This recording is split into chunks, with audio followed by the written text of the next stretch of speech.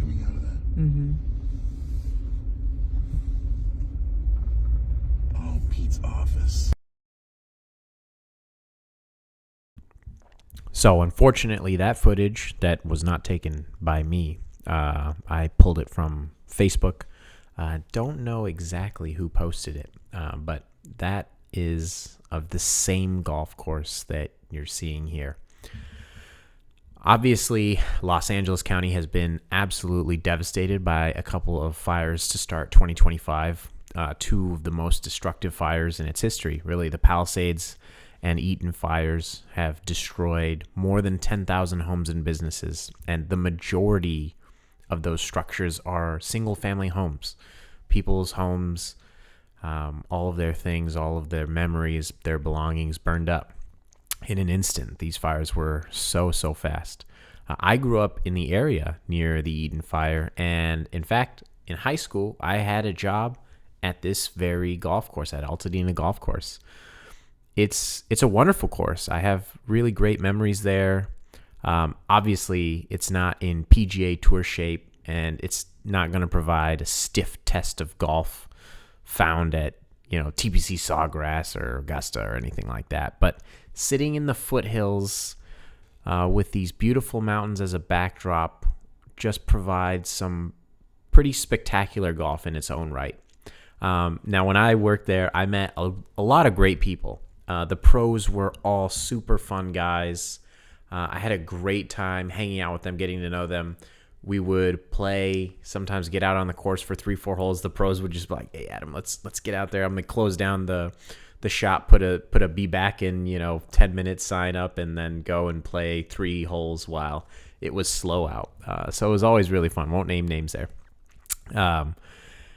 There was a pro, in fact, that worked there, Kevin Erdman, that was on The Big Break. Now, if you haven't seen The Big Break, it's a Golf Channel reality TV show. It's probably the best TV show for golf that's ever existed. It was awesome.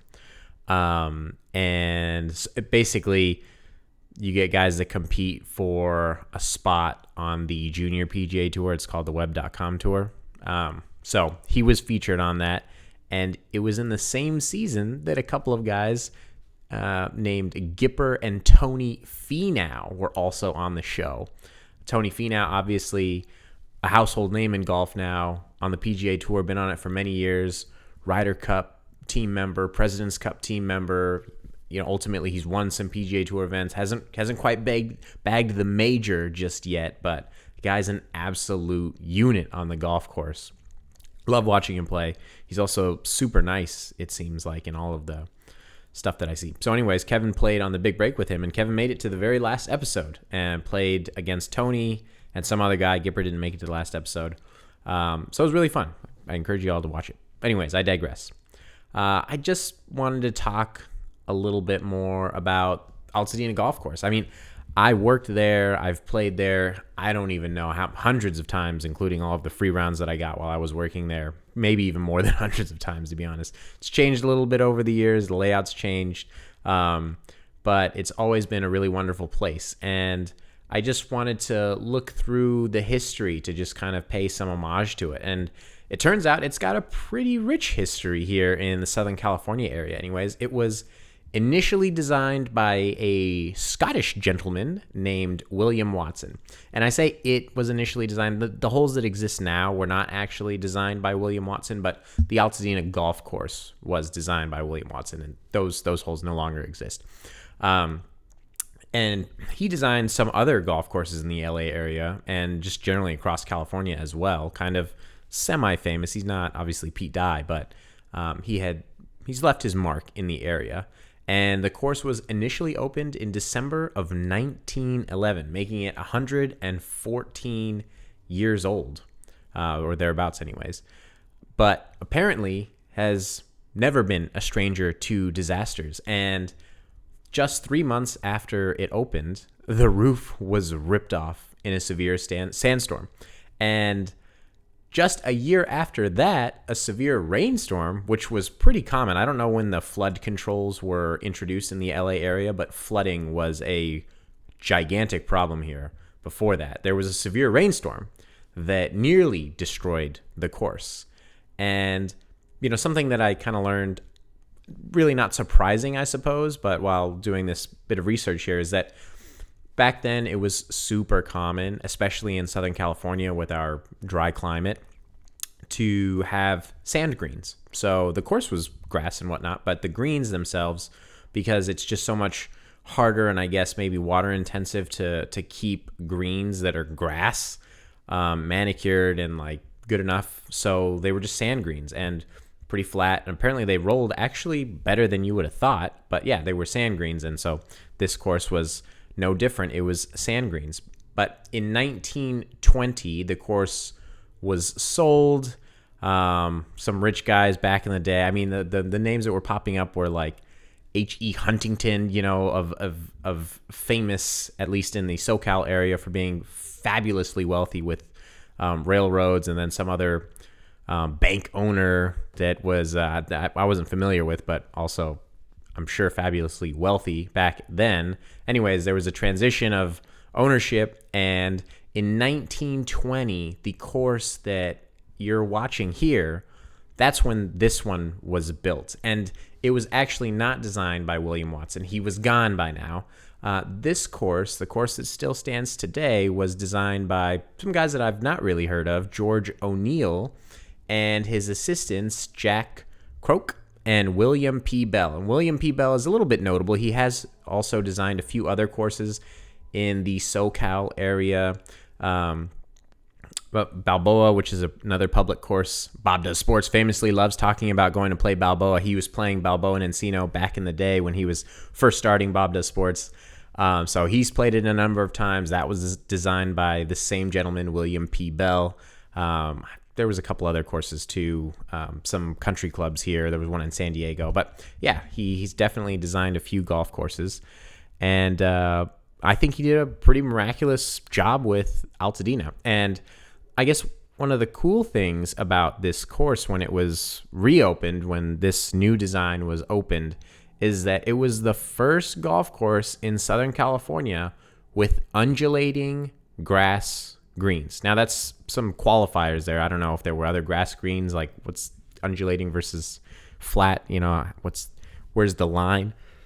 But still pretty cool that this was, kind of trend setting back then, that they were able to do that here. Now, the golf course was called the Pasadena Golf Club at this point, but it actually, again, in 1932, suffered another transition of ownership, and this was because of another phenomenon that was going on in the 1930s, which was the Great Depression. So it was taken over by the bank. Not surprising. And was renamed the Altadena Golf Club. So that's kind of what we know it now. And then in 1945, the land and buildings were sold once again. Some other entity bought it, and they wanted to build a school or something, and that was rejected. Ultimately, the golf course, it was 18 holes, but at least 9 holes and some additional land ended up in the hands of LA County, and LA County officially opened it as a county course in the year 1951. So there you have it. It's been going on for 70 plus years now. It's been a county golf course that has just had a wonderful, wonderful community atmosphere. I'm actually part of the men's club that's there. There's a lot of great people. Big community there. There's a lot of junior tournaments that happen on the weekends, and it's really cool to see, the juniors out there doing their thing. And these are young people, like maybe, I don't know, anywhere from like 6 to 10. Some of them are obviously a little bit older, but it's fun to watch them out there, grinding away and doing their thing. And then the families sitting there at the restaurant, and enjoying a meal, waiting for their kids to wind up and come across the 9th hole, and they can have their reunion and just have a really wonderful day together. The food at the restaurant is awesome. One of the women that works there, I knew her. She worked there when I was in high school, when I worked there 20 plus years ago. She's an awesome person. Still remembered me, that I worked there. And yeah, I mean, my heart goes out to everyone that worked there, everyone that was impacted. I mean, it's an awful tragedy. It's really hard to express how crazy the devastation is, from a native, from someone that's super familiar and grew up in the area, and just the sheer number of houses and structures that are gone is just insanity. And so hopefully, there's the golf course and the people that run it. It's a county course, but the folks that run it, they're doing a really good job of providing support to their people, to the folks that work there, and trying their best to work with them and find some solutions for them, whether it's going to be because they do want to bring the golf course back. I think that's the intent at the moment, but when is that going to happen? Who knows? So there's obviously a lot of people, all the greenskeeping staff, all the people that work in the pro shop, all the people that work in the restaurant that won't have a job. So I think that there's a lot of emphasis being placed on helping out those folks, and I think that's really great, and I wish them all the best. But I just wanted to talk about this. I played this course. This was on December 28th that I played Altadena, and I played it a number of times before that over just the last couple of months, to be honest. My sister and brother-in-law just had a baby, and so with that, I went from playing 18 with my brother-in-law to playing 9 holes. And so we made Eaton Canyon, which maybe I'll make another video on, which is another county golf course for, similarly run with Altadena. Those are 2 9-hole courses that we've been playing because they take less time, and, he can be back to, help out with the baby and all that. So, yeah, it's been wonderful to make some new memories, to remember all the things that I've done over there, and really tough to see the golf course in that state and see what happened to all the structures that were there. I have not had a chance to drive to the golf course to see what it looks like at the moment. I just have kind of a weird feeling about doing that. It just, it seems kind of, I don't know, rude or something to go and just for my own curiosity see what it's like. There's still families that are kind of grieving their homes and their losses, and there were several people, unfortunately, that died during these fires. So a lot of things that feelings, in terms of why I haven't gone there yet, but I will do so in due course and see what it's like and what the rest of the course is like. There's It changed a lot over the course of some windstorms where it had a fair amount of trees, and some of them were taking out some of the big ones, but there are still some fairly, I'll call them iconic trees for the golf course that I really hope survived, because they provide a good little test and make you think about a couple of tee shots. So yeah, I just wanted to share my thoughts and feelings on this golf course. This is a wonderful, wonderful golf course with really great people that run it and that work there. And I hope that it comes back stronger than ever. I think it will. I think the community's there. I think that everyone is really trying to help out, not just on the golf course, but obviously on a personal level with all of the folks that have lost their homes and loved ones and all of these things. I think the community is really stepping up and providing a lot of support there, and I wish them all the very best. Okay, so I'll go ahead and walk you through the rest of this absolutely terrible round by me. One of the worst rounds that I've played in recent memory. I mean, I should be shooting around par at this golf course, and I haven't made a par yet, and this is the 6th hole. So, yeah, not good. Not a good start here.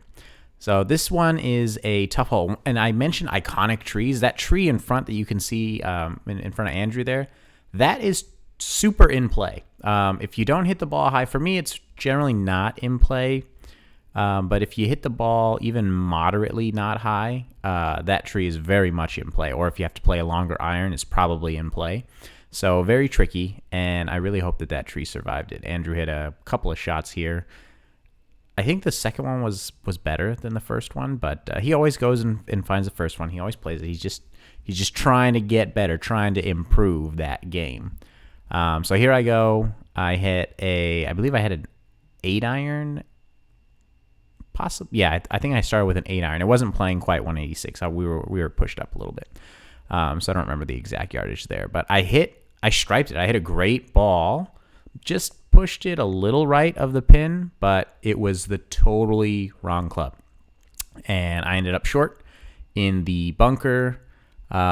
Not really where I want to be, especially because that was at that point, that was probably the best shot I had hit all day. Like, felt good. Contact was excellent. Very close to the target line. It might have even been going pretty much at the pin. It just was short. This is a big bunker here. And the lie was not so great, but you may or may not be able to see it, but that was actually a really well struck shot, and it nearly went in the hole. The guy, he had forgotten his club, and so there was another gentleman walking around the green, picking it up, and he saw mine, and he was happy for me. But it, unfortunately, even though it almost went in, it rolled, I don't know, maybe 7 feet, 8 feet by the hole, something like that. And well, in keeping with the theme of the day, I missed the putt. I could not putt. Oh my God, I could not find my putter. So I tap in for another measly bogey. The ball didn't go in. That was a gimme. It was like an 8-inch putt. So that one, gave myself that one. Not good. We actually replayed this hole, but I didn't. I do have it on film, but I didn't. I figured we don't need to see the same hole again because there was a bit of a wait. So we replayed it. This one is a fun, very uphill par 4, 300 yards, but it plays much longer. Probably plays, no, I wouldn't say much longer. Probably plays like 320 or so because it's quite severely uphill. When we're going uphill at this golf course, we are going uphill. So I always pull out the driver here, and there's a big pine tree. You can kind of see it on the right. That is just covering the right edge of the green, and I have been very intimately friendly with that tree. So me and that tree get along, well, not well, but I do like to spend a lot of time there. So take that for what it's worth. Andrew's over here chipping out. He had a really good drive, and it kind of hit the dirt and just kept running over to the right on him. That was a really tough lie. I did not quite get all of it, but it was a decent shot. Like, it was just a tough lie. And then I chipped up from here. I think I was pretty much in tap-in range after this chip. So, oh wait, was I in tap-in range? Let's find out together. I probably wasn't, because that can't be good for me. That old 3 wiggle. I don't know what Andrew did there. It was not. It was a tap in. I remember that putt was like 4 feet, and I just missed it. Another bogey. Another freaking bogey. At least it wasn't as bad as the first short par 4 that I double bogeyed from like 40 yards away or 60 yards away, something like that. So Andrew, he locked and loaded a couple of times here. This is a tough par 3 because the green is really tough. So it's a little bit downhill, but this green, it slopes hard off of both sides. It's severely sloped, and it's sloped kind of generally front to back because everything wants to break away from the mountains. And even though it looks like it's back to front sloped, it is not. It is front to back. And I hit another good shot, but just another wrong club there, and I was just short. I striped that one right at the hole. I thought it was going to give it a scare, and there I was, short again. And chipped on up, and just not doing it. There's probably the biggest, area that was needing some loving from the grounds crew, but they've actually been doing a really good job of improving the golf course because they've gone through ebbs and flows with how good the golf course is. But yeah, oh my God, I finally made a par. I made a good putt, and that thing barely went in. Let me tell you that I thought for all of my life, I thought that was going to stop short. Just the way I've been putting, the way I've been playing, thought no way. And that's it. I did not film the last hole, unfortunately. So I hope you enjoyed it, guys. Take care, and I'll see you in the next one.